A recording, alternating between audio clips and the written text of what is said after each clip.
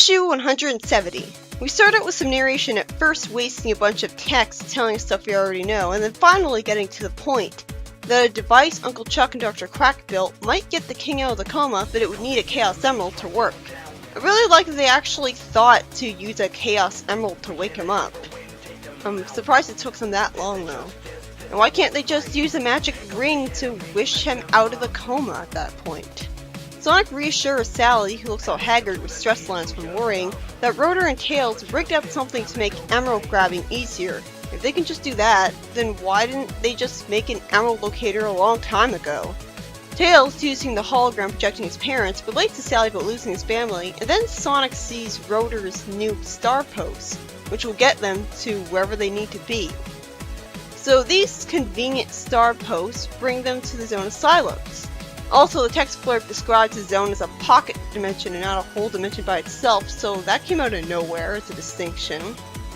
Somehow, Tails thinks the Zone of Silence is more colorful than before when it always looks psychedelic. Then Sonic says it looks more trippy. Again, well, it's different, it's not more trippy. Then after Tails lampshades that Knuckles would have been able to sense the emeralds if only they thought to bring him along, they get approached by Feist the giant panda, who finally reappears.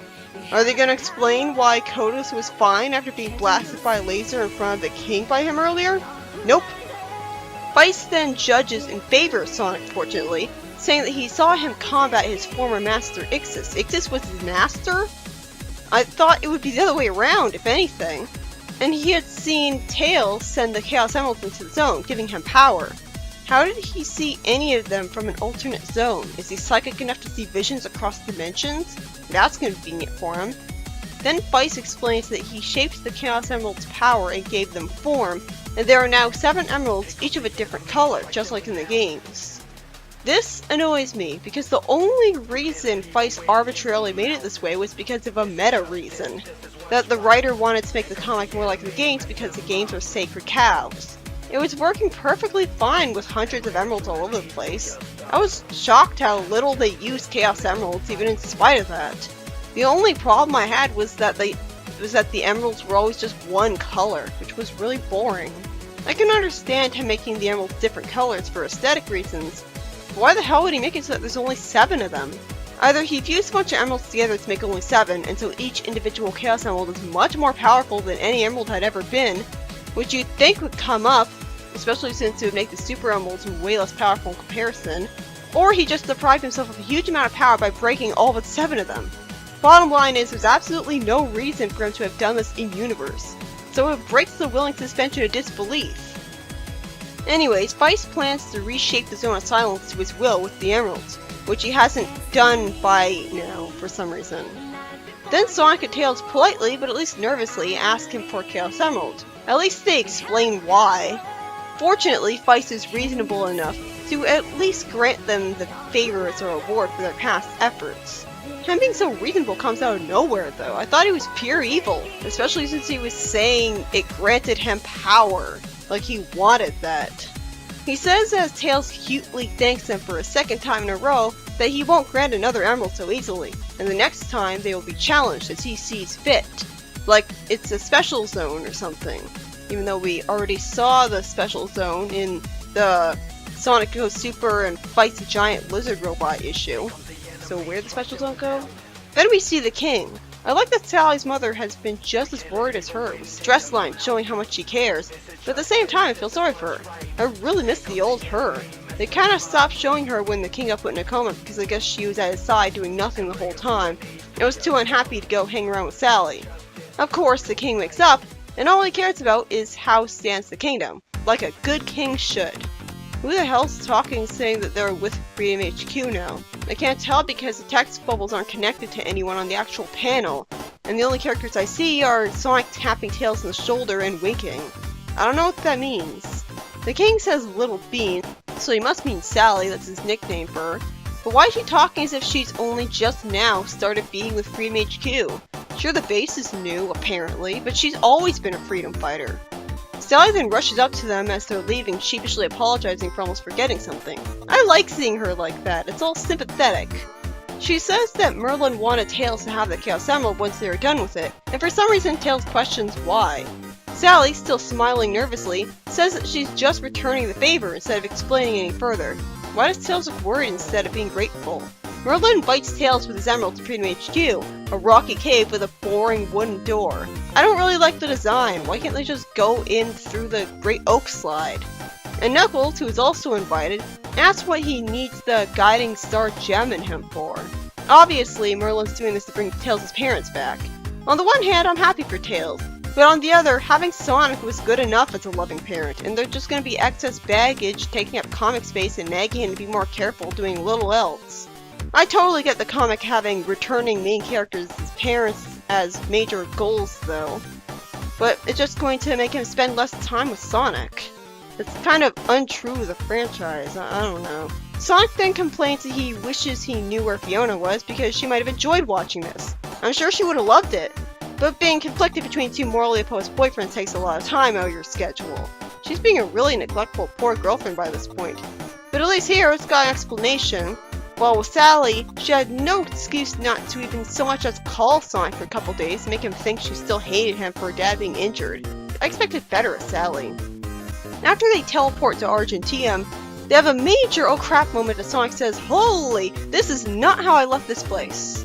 Then we see the Zorda spaceship shooting lasers, and Sonic asks, who are they fighting though? Those aren't the local BEM ships.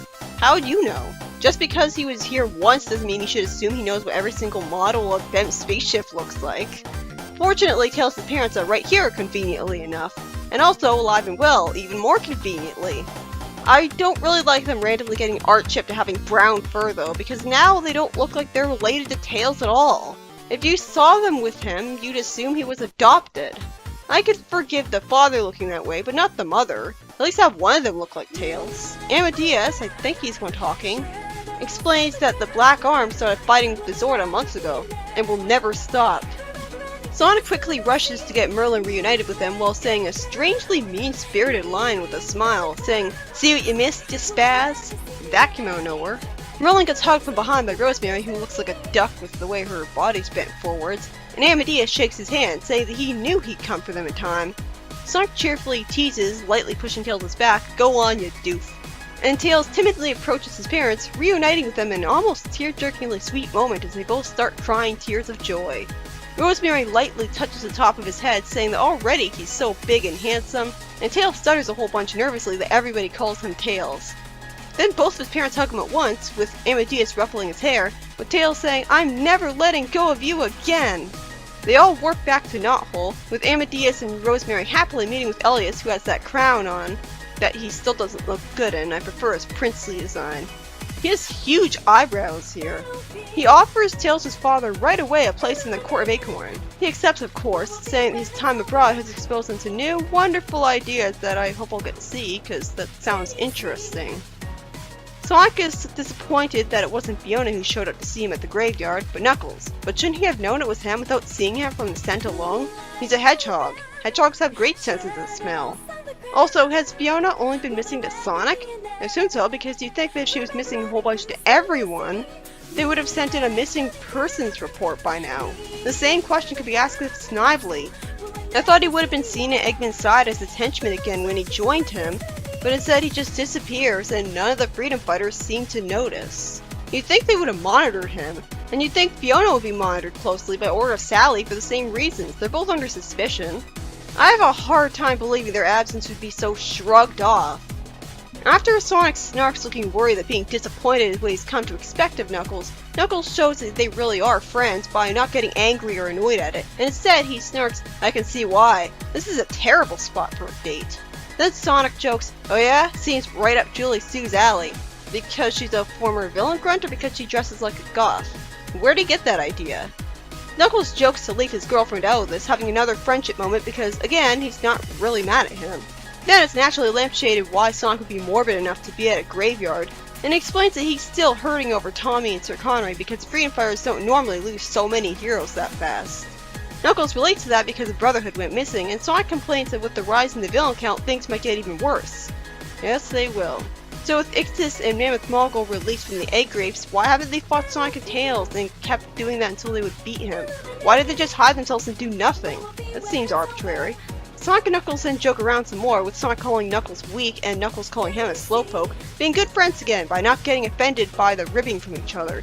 And Sonic wonders about Shadow because while he's with Eggman and New Megalopolis, he's not really one of the bad guys. He says, I think he's confused. The story ends with Shadow approaching Eggman and Snively because the comic finally remembered Snively exists, and he threatens them with green fire, saying that they've kept Professor Gerald's diary a secret from him, and he wants the answers from it now. How did he find out that he had the diary? It seems like it's just arbitrarily coming out of nowhere as a lame excuse for him to stop working for Eggman. In the next story, Sonic goes on his first day off in a long time, annoyingly talking to the audience like the start of the comic, and then promptly falls to the ground for his trouble. He finds himself in a base that he calls a vintage Eggman spider hole setup so that his robots can monitor and attack. He notices some old school plans from Robotropolis, and then he realizes Robotnik's had a hidden offshore island where he set up a homing device for the Badniks. If the Badniks were defeated in battle, they had programming in them to journey there to be repaired or retired if it's too hard to repair them. I like that concept, it makes a lot of sense. Naturally, Sonic decides to go there using the island coordinates from the map he conveniently found, and notices that the sand on the island is made of solid steel and there isn't a living thing on it. Wait, an artificial island? Let me guess, we're not going to see the duplicate Fiona robot that was deactivated on one of those things again, because that'd be too nice to Tails and interesting.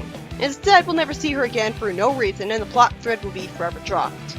Sonic gets knocked out by a thrown spike ball to the head, and when he wakes up, he somehow wasn't killed by that point by the Badniks, because I guess they wanted him awake to know they defeated him as revenge. But Robotnik shouldn't have programmed them to be like that, or to stay on the island after they were defeated in battle and not be useful to them anymore.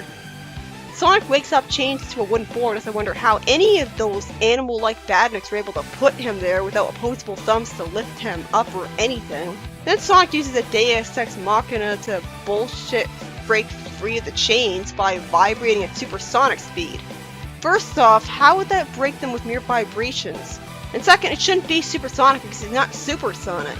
This is back to the really early issues in terms of give Sonic a bullshit power. You can tell the stories by Mike Gallagher, although it's pleasant that he's still writing at this point. This feels like some nice throwback fan service to the good old days. Complete with Pseudosonic arbitrarily being rebuilt to be here and not ever being sent back to Knothole again to be destroyed after that. How did he get here when he was destroyed by Tails' electricity generating tails? Wouldn't his remains have been gotten rid of and used for scrap metal by Rotor? This is so insulting. This is a perfect example of fan service callbacks gone wrong because it makes no sense in universe to happen. Just that alone looks like it's going to be the big black mark in the story. And what's the absolute worst of all is that an entire page is completely wasted on pointlessly recapping an entire issue's worth of Pseudosonic. We didn't need people who didn't know his origin story to remember it, because the story could have worked just as well without knowing who he is. He's probably only going to be in one story anyway, so why bother? Also, how the hell did Pseudosonic know that Sonic was disabled by Poison Sumac at that time? And I hate how the blur from Tails running around in a circle is inexplicably blue instead of the yellow that would match Tails' fur color. It doesn't make any sense. Oh yeah, a brief recap. That's so self-aware of you, text blurb. 3/4 of a page is brief now. Pseudosonic extends a punch at Sonic, and then after the Badniks proclaim way too quickly that the two are evenly matched, the Bat says that they should settle it with a Big Horn challenge. Then the Orbinaut says, you know the rules, but then explains the rules to them anyways. They have to run at each other at full speed and butt heads until the survivor wins. Sonic gets knocked into the ocean and fortunately doesn't proceed to sink right away to his death, and he sees that the island is vibrating like mad from the impact of their collision, even though they only collided with each other and not really the island itself, so why is that affected? And Sonic lampshades the convenience of the fact that his boogie board floated out here because he could never swim. Another Deus Ex Machina, Mike Gallagher's specialty, aside from charming lightheartedness. Then the whole island collapses and submerges from that, sinking like a stone and taking all the Badniks with it. That wasn't the same island the Fiona duplicate was on, was it? Yikes. I guess we'll never know. Then we see the crabmates say that their survival submersion sequence is complete, and the Caterpillar brags that Sonic thinks they all sank. An air bubble is created around the island as the Badnik compliments Robotnik on actually thinking ahead enough to make that a thing. I guess the robots aren't waterproof enough, so they need the air bubble. As Pseudosonic is being repaired, with annoying X's drawn on his eyes that take me out of it just like with Patch when he was returned home, the Badniks then plan against Sonic. The story ends with a text blurb, definitely not the end. The first story was by Ian Flynn and involved the king being woken up by a Chaos Emerald, and then the Emerald and the Guiding Star Gem are used by Merlin and Knuckles to rescue Tails' parents at last. And just in time too, because the Vamp planet that kept them from Tails for so long got what it deserved. The Zord and Black Arms are fighting near it, a planet completely unrelated to both their species, so that was rude of them. And we don't see a single Vamp around. So it sure is convenient that Tails' parents are just fine, and it also sure is convenient that Feist was reasonable enough to reward Sonic and Tails for being heroes with a Chaos Emerald, when I thought he was pure evil because there's no indication otherwise. And the story ends with Sonic still hurting over Tommy and Sir Connery visiting their graves, and then Sonic and Knuckles having a great friendship moment. While not all questioning Fiona's constant absence, even though you'd think they'd either be questioning her loyalty due to her past, or wondering if she got captured by Eggman by now. Somehow neither her nor Snively have been really noticed to have disappeared in Knothole, and that really seems implausible to me. The second story wasn't as good. It still had that Mike Gallagher kooky, lighthearted charm, but everything went downhill the moment Pseudo-Sonic showed up. It's nice that we get to see him used again when he was a wasted concept, but the idea that he made it here instead of his remains being used for scrap metal by Rotor is just laughable. It's really ill thought out fan service nostalgia. Ignoring that though, I love it, but of course it's also racked with Gallagher's specialty, which is giving Sonic a Deus Ex Machina.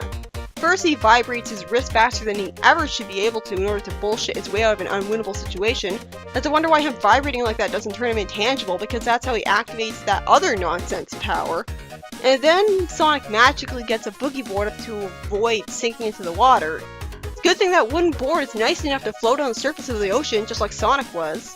Also, the artificial island concept had a huge missed opportunity by not being the same one Fiona's duplicate robot was on. It would have been interesting if they found it and reprogrammed it to be good, but that'd be too nice to Tails. I do like that the island sinks, but has an air bubble around it. But how did the Badniks get to their base and avoid the water when the island fell apart so quickly? The plot falls apart if you sneeze at it, a staple of the early writers, which is a shame because it's got great concepts.